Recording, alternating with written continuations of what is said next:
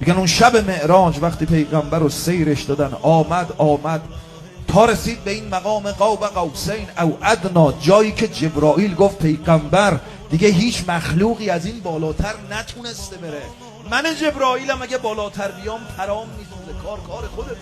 دیگه اینجا جبرائیل منو تنها گذاشت، سیر این عرض کنم که منازل رو کردم، آمدم رسیدم به جایی که بین من و ذات اقدس اله فقط یه پرده از نور فاصله.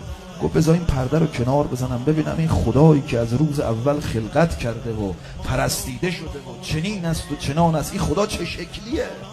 پیغمبر میگه گوشه پرده رو کنار زدم، دیدم شخص شخیص علی بن ابی طالب و تخت سلطنت خدا نشسته، صدای علی بن ابی طالب، چهره علی بن ابی طالب.